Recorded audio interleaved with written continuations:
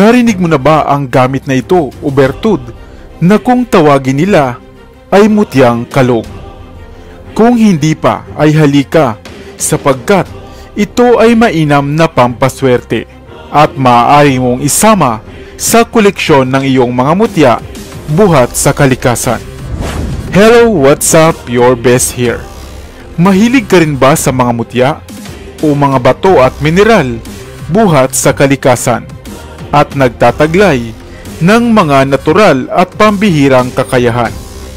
Kung gayon, ang videong ito ay para sa iyo.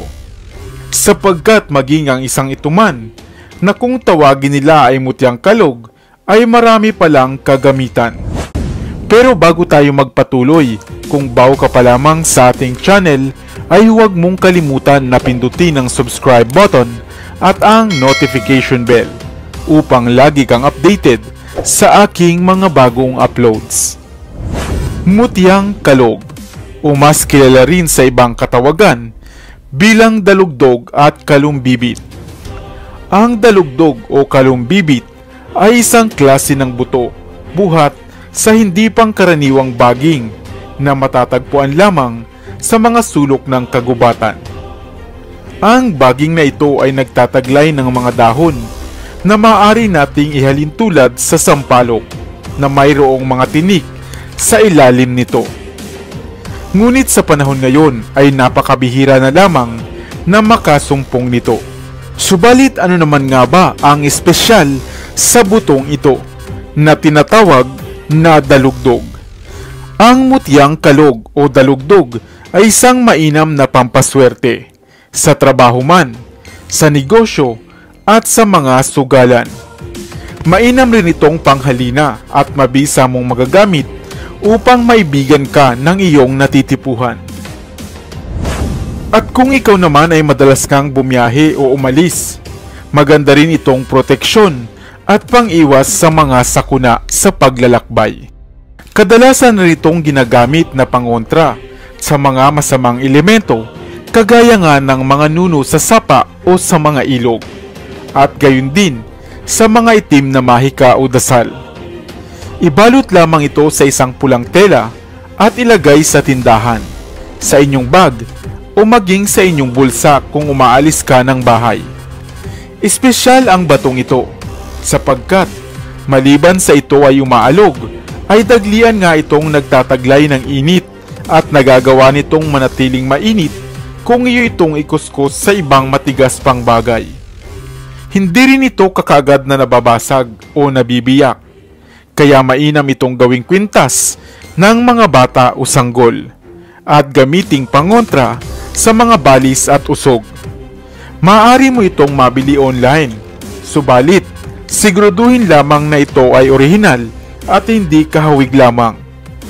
Ang butong ito ay kadalasang may kulay na dark gray hanggang light gray, at literal na makikita mo nga ang mga hilatsa o linya palibot sa buto nito. At syempre, ang bahagi kung saan ito nakuhang nakadikit buhat sa pads nito. Ikaw, nakakita ka na ba ng bertud na ito na tinatawag nilang mutyang kalog? Isang uri ng buto sa Pilipinas, pinaniniwalaan na nabibiyak raw sa oras na mayroong masamang magtatangka sa buhay mo. Mayroong tao na nagbabalak ng hindi maganda o hindi kaya naman ay mayroong naninira sa iyo. Narinig mo na ba ito? Ang buto na kung tawagin ay buto ng sinukuan. Isang sagradong gamit na mula pa nga sa ating mga ninuno. Halika at ating alamin ang mga tinataglay nitong gamit, bisa at mga kapangyarihan. Hello, what's up? Your best here. Kaya naman kung mahilig kayo sa mga videong kagaya nito, mga videong pampaswerte, mga mutya buhat sa kalikasan, o mga agimat at anting-anting dito sa Pilipinas, ang videong ito ay para sa inyo.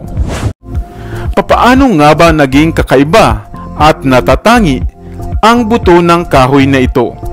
At saan nga ba nagmula ang paniniwalang ito na may bisa raw at taglay na kakayahan ang butong ito. Ang Bodhi tree o ang Bo tree o di kaya naman ay kilala bilang Ficus religiosa ang siyang pinag-ugatan ng paniniwalang ito, lalo na nga sa relihiyong Budismo. Ayon nga sa paniniwala, sa mga punong ito daw nagpahinga at nahimlay ang kanilang Diyos na kung tawagin ay si Buddha. Kung kaya naman banal at sacred raw ang mga punong kagaya nito. At maging nga sa mga kilala nating plantito at plantita ay naniniwalang maswerte nga ang mga punong kapamilya at kagaya ng Ficus religiosa. Dahil dito ay maging ang mga buto o ang bunga nito ay kanilang kinokolekta at ginagamit bilang bahagi ng mga rosaryo o mga kwintas sa pananampalataya. Subalit ang buto ng sinukuan ay hindi nagmula sa bunga ng Bodhi tree, bagkus ay sa mga malalaking puno na kagaya lamang nito sa mga liblib na kagubatan dito sa atin sa Pilipinas. Kanila nga itong pinatutuyo at nililinis upang i-bless at lagyan ng bisa, at tinatawag na nga na buto ng sinukuan. Ang butong ito ay karaniwang ginagamit sa paggawa ng bracelet, tulad rin ng gumamela celis na ginagawang kwintas o kaya naman ay beads sa mga rosaryo.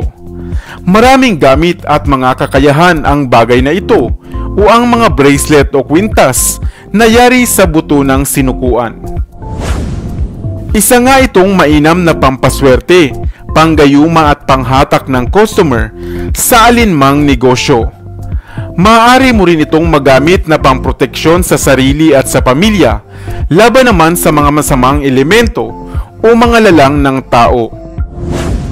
Mapapaamo rin ito ang loob ng inyong kaharap, katrabaho man o boss, kaaway o kasamaan ng loob. Gamit rin ito at ang orasyong naibasag dito ay magaang papasok sa iyo, ang pera o ang blessings.